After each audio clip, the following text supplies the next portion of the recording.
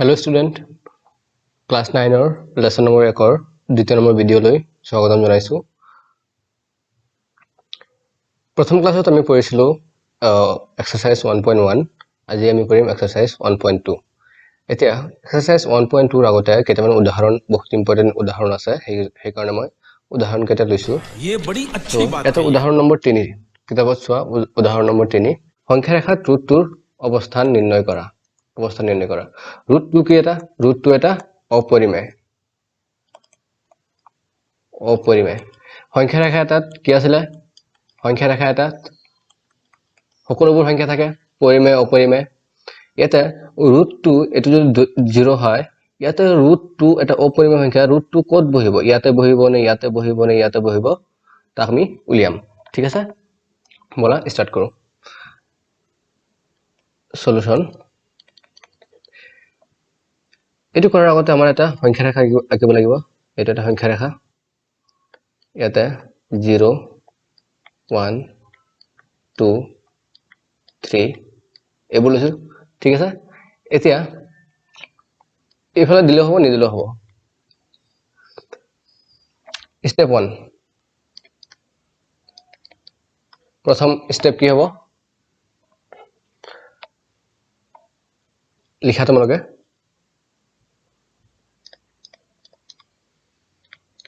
সংখ্যা ৰেখাত ও বিন্দুটো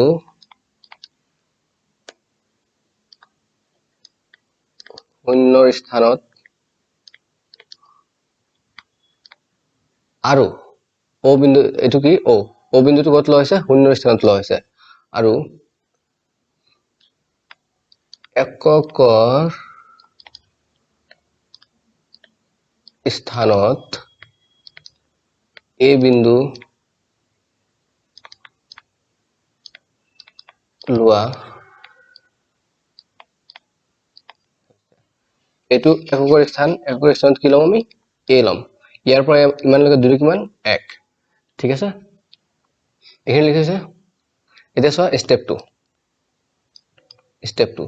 যিকোনো এইবোৰ এনেকুৱা অংক থাকিলে যিকোনো অংকতে প্ৰথমে এটো লিখি লবা যে শূন্যৰ স্থানত ও লৈছো আৰু এককৰ স্থানত এ বুলি মানি লৈছো।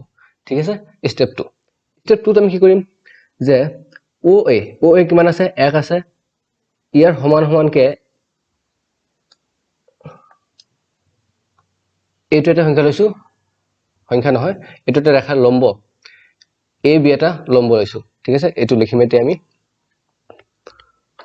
ও এৰ ওপৰত এ বি, চোৱা এ বি এটা লম্ব লোৱা হ'ল,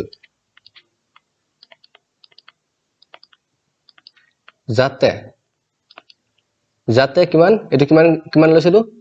যাতে ও এ ইজিক্যাল টু কিমান হ'ব? এ বি ইজিক্যাল টু দুইটা মিলি কিমান? এইটো 1 এইটো 1, সেইকাৰণে দুটা মিলি 1। ঠিক আছে, স্টেপ 2 ইয়াতে শেষ হ'ল। এতিয়া চোৱা স্টেপ 3 কি কৰিম আমি? স্টেপ 3 কৰিম আমি এই দুটা যোগ কৰি দিম। ঠিক আছে, স্টেপ 3 ও বি সংযোগ কৰা হ'ল। এতিয়া চোৱা ও এ বি ত্ৰিভুজ, এটা সমকোণী ত্ৰিভুজ, এইটো 90 ডিগ্ৰী যেহেতু লম্ব। ও এ বি এটা সমকোণী ত্ৰিভুজৰ এইটো বাহু দিয়া আছে 1, এইটো বাহু দিয়া আছে 1, তেন্তে এইটো বাহু কিমান হ'ব? সূত্ৰ কি আছিলে? O B equal to root over O B equal to এইটো বাহু স্কয়াৰ, এইটো বাহু square, O A square plus A B square কিমান হ'ব? 1 স্কয়াৰ প্লাস 1 স্কয়াৰ কিমান হ'ল? Root over 2। এতিয়া ও বি কিমান ওলালে? ও বি ওলালে ৰুট ওভাৰ 2। এতিয়া চোৱা ৰুট ওভাৰ 2ক ও বিক কম্পাছৰ সহায়ত, কম্পাছৰ জোঙাটো ইয়াত ৰাখি পেঞ্চিলেৰে যদি ইয়াত এটা বৃত্ত চাপ আঁকো আমি, ইয়াত এটা বৃত্ত চাপ আঁকো, ই সংখ্যা ৰেখাৰ এটা বিন্দুত কাটিব, যিকোনো বিন্দুত কাটিব, সেইটো ধৰা হ'ল পি বিন্দু। ঠিক আছে, সেইটোৱে লিখিম আমি এতিয়া। স্টেপ 4। ঠিক আছে, ও বিন্দুক ৰবা কম্পাছৰ সহায়ত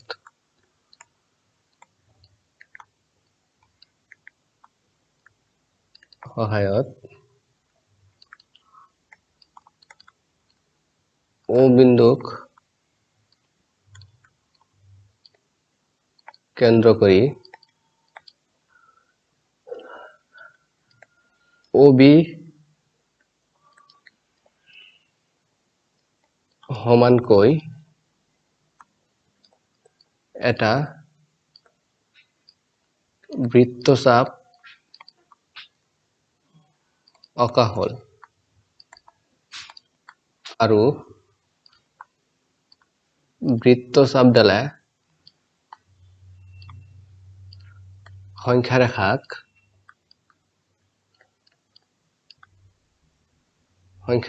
ক'ত কাটিলে? পি বিন্দুত ছেদ কৰে। ঠিক আছে, সংখ্যা ৰেখাত পি বিন্দুত ছেদ কৰিছে। তাৰমানে কি, এই পি বিন্দুটোৱে হ'ল আমাৰ √2/3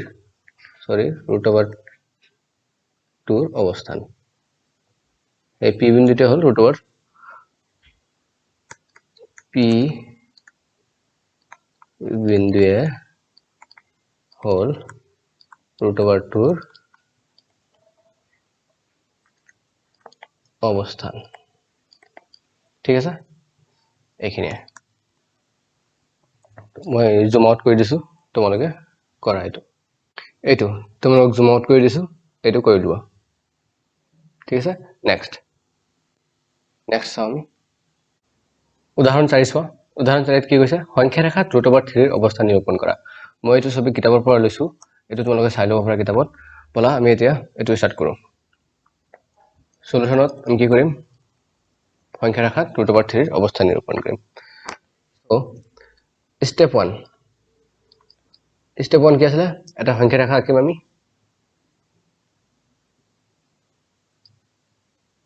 য'ত 0 1 2 3 এইবোৰ তোমালোকে এইবোৰ স্কেলাৰ ৰাখিবা দেই। স্টেপ 1 কি লিখিম আমি? যে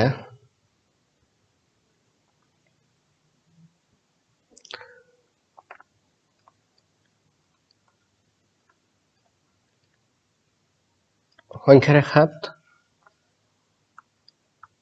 ও বিন্দুটো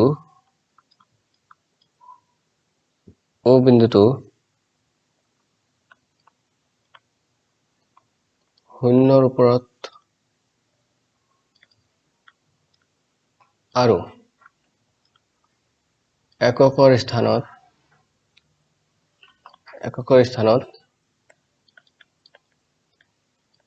এ বিন্দু লোৱা হ'ল। ঠিক আছে, এককৰ স্থানত কি ল'লো আমি? এ ল'লো। ইয়াৰ পৰা ইমানলৈকে দৈৰ্ঘ্য কিমান? 1। ঠিক আছে, স্টেপ 2 চোৱা। স্টেপ 1 কিন্তু উদাহৰণ 3টো সেমে আছিলে। স্টেপ 2 চোৱা। Step 2টো same. ইয়াৰ পৰা ইয়ালৈকে এটা লম্ব আঁকিছো, যাৰ নাম দিছো, এতিয়া ইয়াতে নাম দিছো বি। এ বি কিমান আঁকিছো আমি? 1। ইয়াৰ পৰা এইটো যিমান, ইয়াৰ পৰা সেইটো ইমান। সো কি লিখিম আমি? ও এৰ ওপৰত এ বি লম্ব অঁকা হ'ল যাতে কি ও এ আৰু এ বি সমান সমান হয়, আৰু দুয়োটা মিলি কিমান? 1। দুয়োটা 1 হ'ল। স্টেপ 3 চোৱা। স্টেপ 3 আমি কি কৰিছিলো? O আৰু B যোগ কৰি দিছিলো OB যোগ কৰি দিছো ঠিক আছে স্টেপ 6 কি লিখিম OB সংযোগ কৰা হল এতিয়া তেন্তে এটাকে AB ৰ দৈৰ্ঘ্য কিমান হ'ব AB ৰ দৈৰ্ঘ্য কিমান হ'ব এইটো এটা সমকোণী ত্ৰিভুজৰ হেতু ওলাবলৈ A2 square OA square OA কিমান 1 square plus AB square AB ৰ মান কিমান 1 1 স্কয়াৰ কিমান হল 1 plus 1 is equal to root over 2 ঠিক আছে এটো কিমান ওলালে আমাৰ root over 2 ঠিক আছে স্টেপ 3 চোৱা এতিয়া স্টেপ 3 হল স্টেপ 4 চোৱা স্টেপ 4 ঠিক আছে স্টেপ 4 কি কৰিম আমি চোৱা এটো root over 2 ইয়াতে যদি কম্পালসৰি ইয়াতে বহাই দিও এটো root over 2 ৰ পইণ্ট ওলাব আমাক লাগে root over 3 তেন্তে আমাক আৰু আগত যাব লাগিব এতিয়া লগতে আমি লম্ব আঁকিছিলো এৰ ওপৰত এতিয়া লম্ব আঁকিম OB ৰ ওপৰত AB ৰ সমান সমানকে এটা লম্ব আঁকিম চোৱা এই লম্ব এটোৰ নাম দিছো C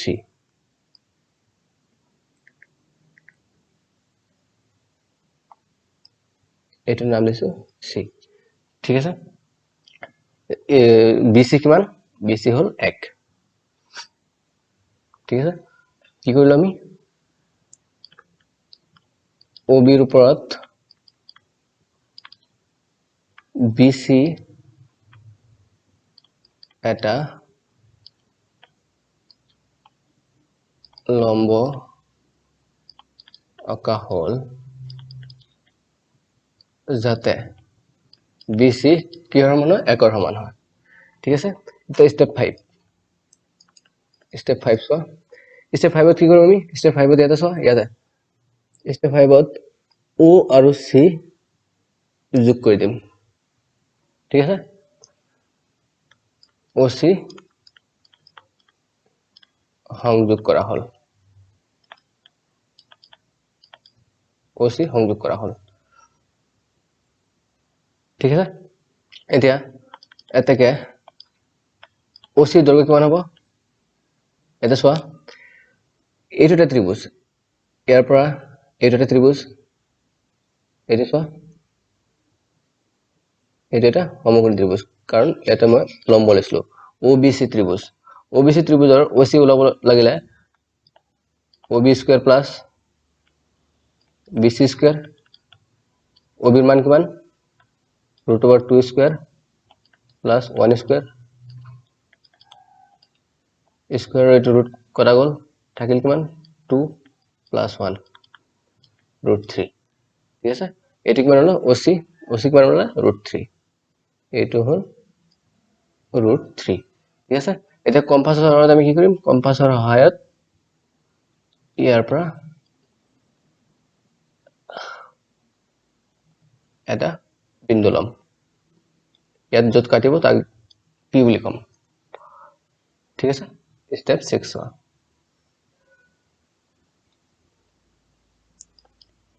স্টেপ 6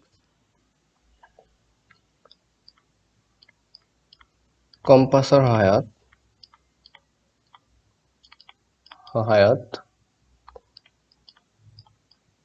O বিন্দুক কেন্দ্ৰ কৰি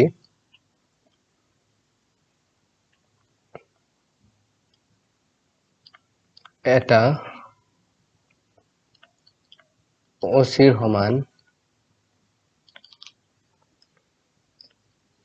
বৃত্তচাপ আঁকা হল আৰু বৃত্তচাপ ডালে কি কৰিলে সংখ্যা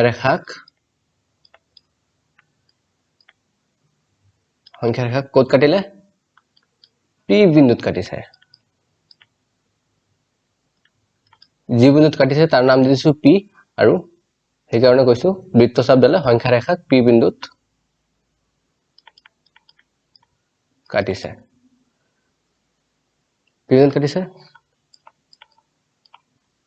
P বিন্দুৱে হল √3 অবস্থা ঠিক আছে এইটো যে p বিন্দু আছে এইটোই হল √3 অবস্থান ঠিক আছে এইটো মই জুম আউট কৰি দিছো তোমালোকে লিখি লোৱা এতিয়া উদাহৰণ শেষ হল এতিয়া অনুশীলনীত আহো ঠিক আছে এইটো হল অনুশীলনী 1.2 এটা প্ৰথম প্ৰশ্ন কি কৈছে প্ৰথম প্ৰশ্ন কৈছে প্ৰতিটো অপৰিমেয় সংখ্যাই এটা বাস্তৱ সংখ্যা প্ৰতিটো অপৰিমেয় সংখ্যাই এটা বাস্তৱ সংখ্যা এতিয়া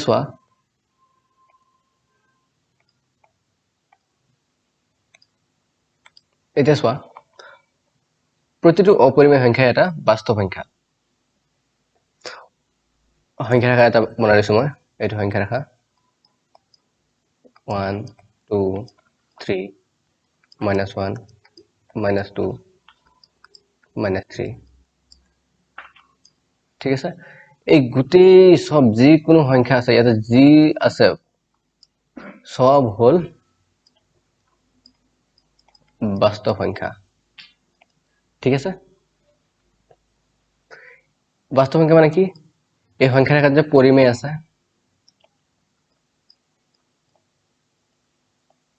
পৰিমেয় আৰু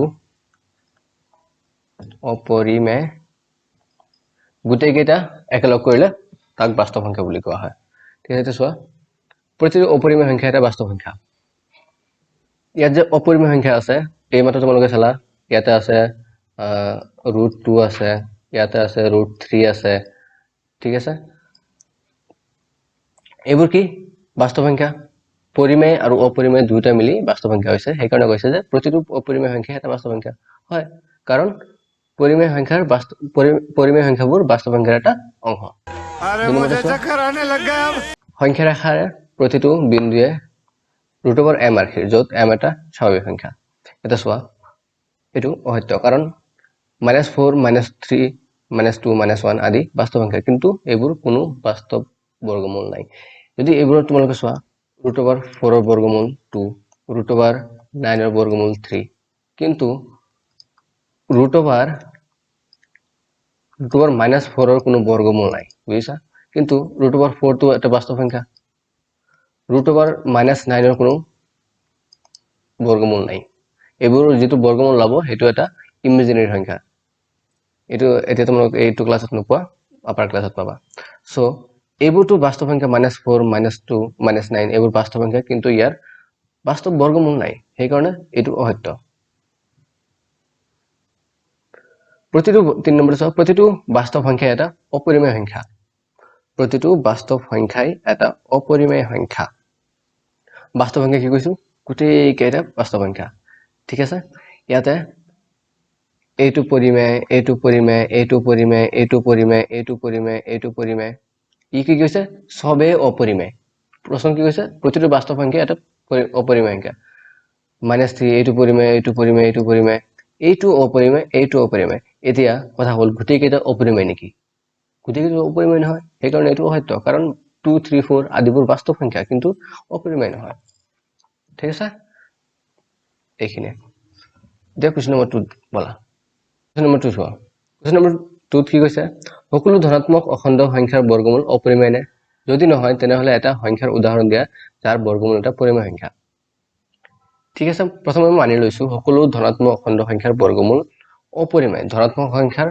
অখণ্ড সংখ্যাৰ বৰ্গমূল ঠিক আছে ধনাত্মক অখণ্ড সংখ্যা কি মই লৈছো সকলো ইয়াত কৈছে সকলো মই সকলো লোৱা নাই মই 4 লৈছো 9 লৈছো আৰু 16 লৈছো 25 লৈছো ইয়াত কৈছে সকলো মই সকলো লোৱা নাই মাত্ৰ এই এটা দুটা তিনটা চাৰিটা লৈছো ঠিক আছে চাৰিটা ইয়াৰ বৰ্গমূল কিমান 2 ইয়াৰ বৰ্গমূল 3 ইয়াৰ বৰ্গমূল 4 ইয়াৰ বৰ্গমূল 5 ঠিক আছে সকলো ধনাত্মক অখণ্ড সংখ্যাৰ বৰ্গমূল অপৰিমেয় নে এইবোৰ ধনাত্মক সংখ্যা এইবোৰ ইয়াৰ বৰ্গমূল ইয়াতে এতিয়া চোৱা ইয়াৰ বৰ্গমূলবোৰ অপৰিমেয় নেকি নহয় এইবোৰ পৰিমেয়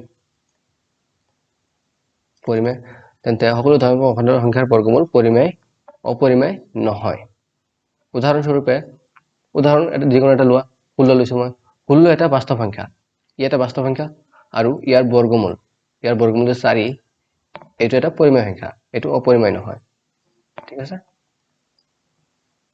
কোৱেশ্চন নম্বৰ 3 চোৱা কোৱেশ্চন নম্বৰ 3 কি কৈছে সংখ্যা ৰেখাত কিদৰে √5 ক সূচিত কৰিব পাৰি দেখুৱা তাৰ মানে অলপ আগতে তোমালোকে √3 কৰিলা √2 কৰিলা এটা √5 ক কৰিব দিছে এটো পাৰিবা পলা কৰিয়ে দিও প্ৰথম স্টেপত কি কৰিব লাগিব স্টেপ 1 কি কৰিব লাগিব আগে কৰি যোৱা এটা সংখ্যা ৰেখা আঁকিব লাগিব অলপ তলত আঁকিব লাগিব এটো ঠিক আছে এটা সংখ্যা ৰেখা আঁকিছো 0 1 2 3 4 5 1 2 3 এটা সংখ্যা ৰেখা হল সংখ্যা ৰেখাত প্ৰথমে লিখা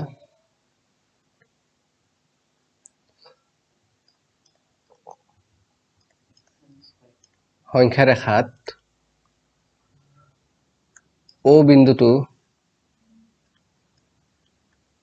বিন্দুটো কি লোৱা হৈছে কত লোৱা হৈছে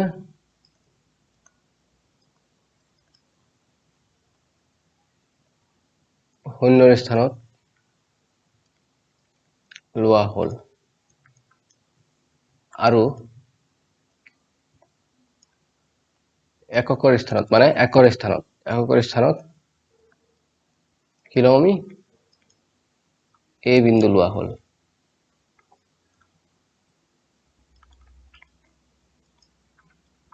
ঠিক আছে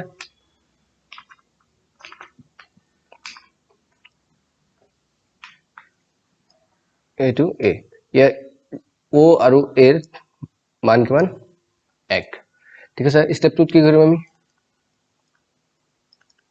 স্টেপ 2 O এৰ উপৰত AB এটা লম্ব আঁকিম যাতে AB = 1 হয় হেলে লিখো O এর উপৰত AB লম্ব আঁকা হল যাতে OA =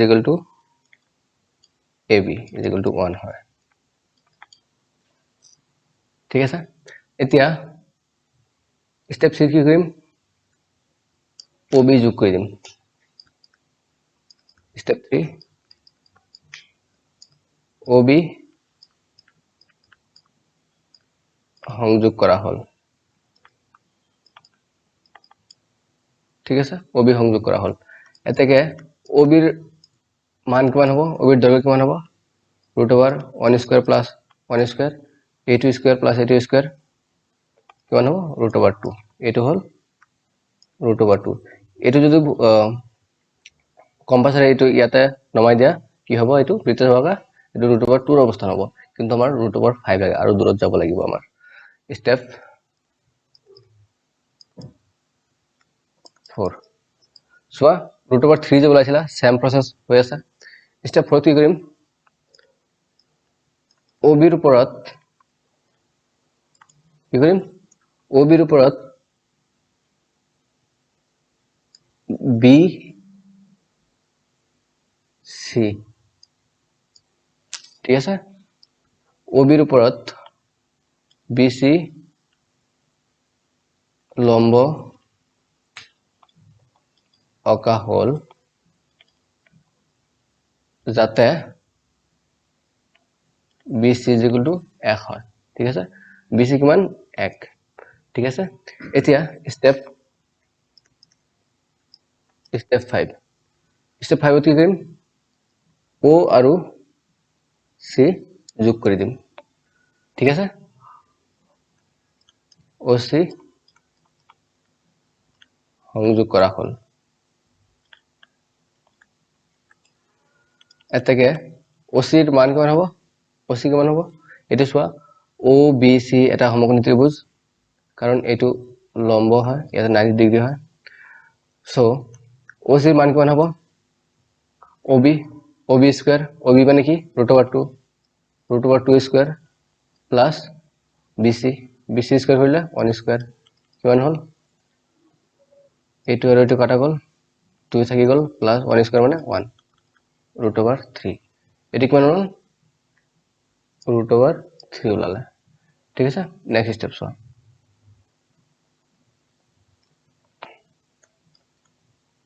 স্টেপ 6 আমাৰ √3 আৰু √5 লাগে সো √5 এতিয়াও অহা নাই সো এতিয়া কি কৰিম OC ৰ ওপৰত লম্ব আঁকিম 1 হোৱাকৈ ঠিক আছে OC ৰ ওপৰত 1 হোৱাকৈ এটা লম্ব আঁকিলো ইয়াত ঠিক আছে আৰু এটো নাম কি দিলো D এটো D ৰ নাম দি দিলো ঠিক আছে OC ৰ ওপৰত DC CD লিখা CD এটা লম্ব আঁকা হল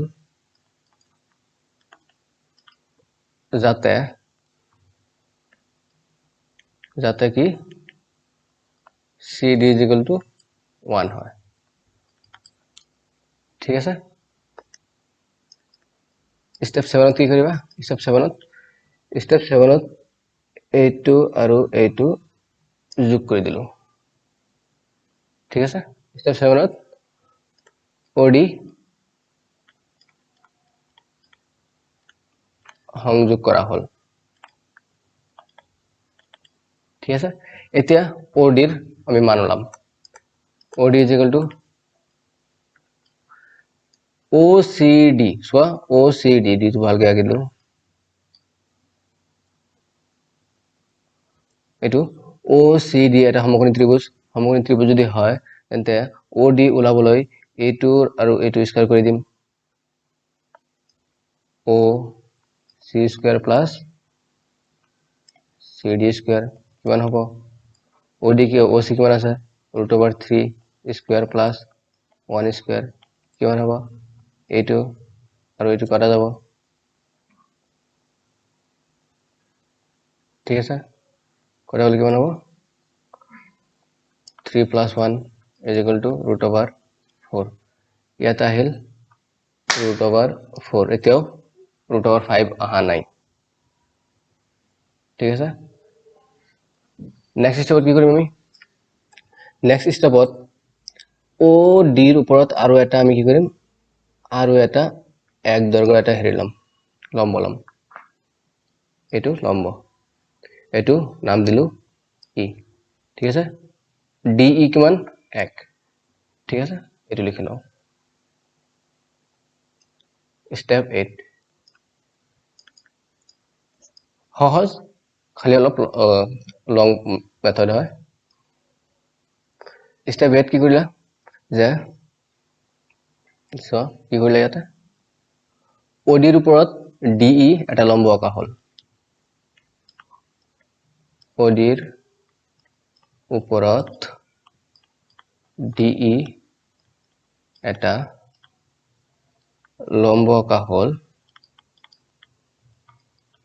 হল যাতে DU কিমান হয় 1 হয় ঠিক আছে স্টেপ 9 স্টেপ 9 কি কৰিম মই স্টেপ 9 চোৱা O আৰু E সংযোগ কৰি দিম ঠিক আছে তোমালোকে স্কেলাৰ ৰাখিবা এইবোৰ স্টেপ 9 OE সংযোগ কৰা হল ঠিক আছে OE সংযোগ কৰা এতকে OE কিমান হ'ব √4 চোৱা ODE এটা সমকোণী ত্ৰিভুজ সো OE ওলাবলৈ এইটো সো OE ওলাবলৈ OD স্কয়াৰ কৰিম আৰু DE স্কয়াৰ কৰিম সো বলা OD square plus DE square এই দুটো কি আছে OD ৰ মান চোৱা তোমালোকে √4 আছে প্লাস d এৰ মান কিমান আছে 1 স্কয়াৰ আছে এইটো আৰু এইটো কথা গ'ল 4 plus 1 is equal to √5 ঠিক আছে এইটোৱে হল এতিয়া কম্পাসৰ সহায়ত কি কৰিবা এটো কিমান ওলাল আমাৰ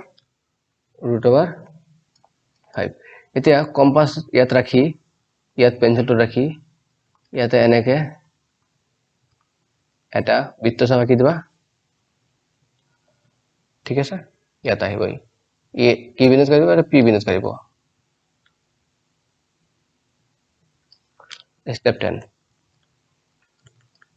স্টেপ 10 কম্পাসৰ সহায়ত কি কৰা হল ও বিন্দুক কেন্দ্ৰ কৰি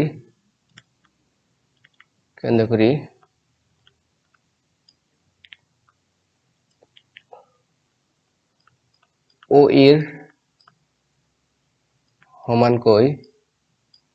এর সমানকৈ এটা বৃত্তচাপ অকাত বৃত্তচাপ যেতিয়া আঁকিলো তেতিয়া বৃত্তচাপ ডালে সংখ্যা ৰেখাৰ ক'ত কাটিছে সংখ্যা ৰেখাৰ পি বিন্দুত কাটিছে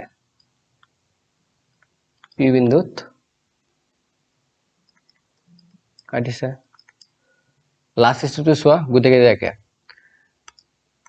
পি বিন্দুৱে হল √5 অবস্থান